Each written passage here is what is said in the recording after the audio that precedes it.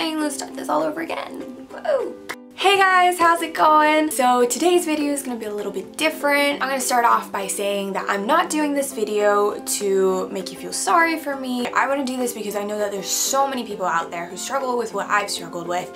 And if I can help at least one person, then mission accomplished. And I mean, it's kind of tough trying to put your life out on the internet because you don't know what people are going to react to it and you don't know what they're going to say, and I don't know, but let's just start with this and hopefully you'll enjoy it, and here we go. So first of all, what I'm going to start with is acne. Okay, acne is horrible. I started off having acne when I was like 13, and then it just didn't stop for like years. It got to the point for me where I literally had about like 30 spots on this side and then 40 spots on that side. It just kept growing. Most of it was because of my hormones. I had so much anxiety, and then it kept popping up on my face and I got even more anxious, and I was like, oh! Like, I went to the doctor so many times and they gave me this and they gave me that and none of it worked. I went to the dermatologist and finally they gave something that was amazing, because I'm going to show you what my face used to look like. Here. Yeah, that was my face before. And this is it now. Woo! It is clean. So for all the people out there who are just, you know, so annoyed with their acne, go to your doctor and tell them that you want roacutane. It's antibiotics. I was on it for 6 months and it is incredible. It takes a couple months to actually finally start doing its process, but you will see results. Also, to go alongside it, there's Duac, and you put that on your face at night. Like, it helps dry out your pimples and stuff, and obviously there's side effects to roacutane, guys, by the way. Ask your doctor about all of this. I got really dry skin, really dry eyes, everything was dry, you know. But for me, it was fantastic, and if it can help one of you guys, then I am so happy with that. Also, girls, sorry guys, but for girls, if you want maximum coverage, I recommend Laura Mercier.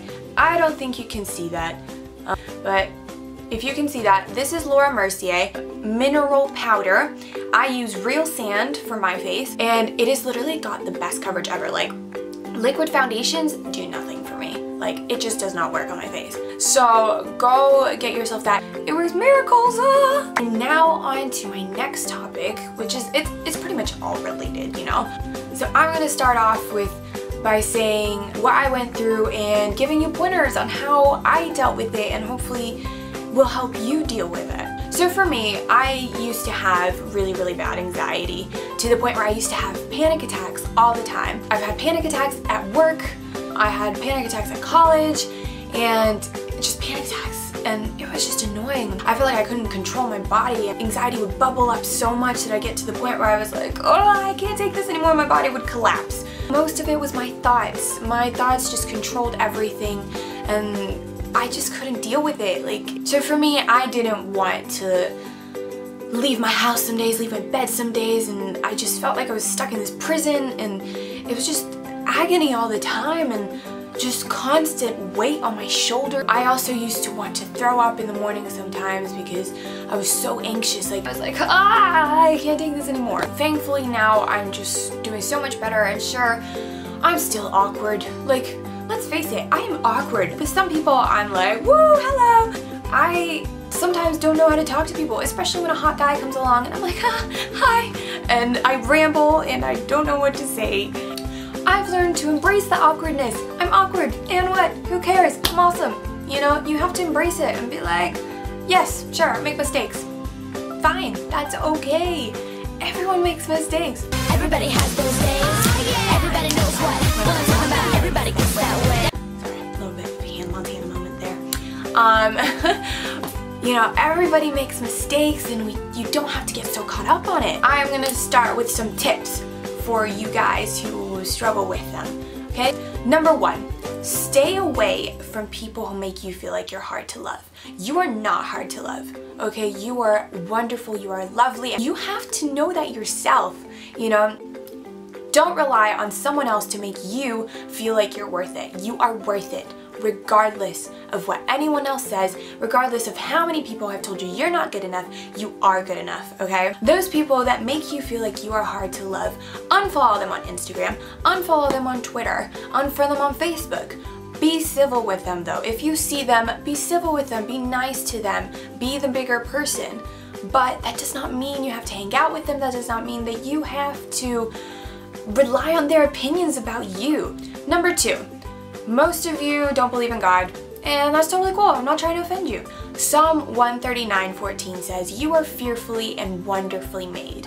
If the God who created this universe tells me that I'm fearfully and wonderfully made, I am not about to argue with him, okay? For me, it's made a massive difference to trust in God. I don't know what the future holds for me, and that's okay. Trust in him to guide me and to love me even when I make mistakes and even when I fail. For you out there who think you're a failure, you are not a failure. A failure is an act, not a person. For the people who aren't sure, or for the people who want to come to God and think that he's not going to accept you because you've done so many wrong things, no matter what has happened in your life, he's never going to turn his back on you. And there's hope. Sure, it doesn't make things easy, of course not, you know? And it's okay if you don't agree with me, that's okay, we can agree to disagree. Number 3, this is a quote I saw on the internet and I loved it. Every time you were convinced that you couldn't go on, you did. You, yes you.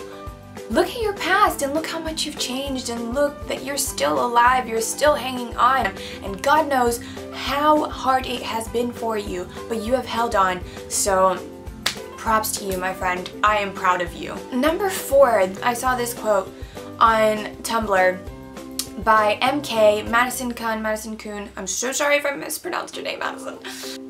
"You are not where you are, but where you are going. You are 1,000 things, but everyone chooses to see the million things you're not."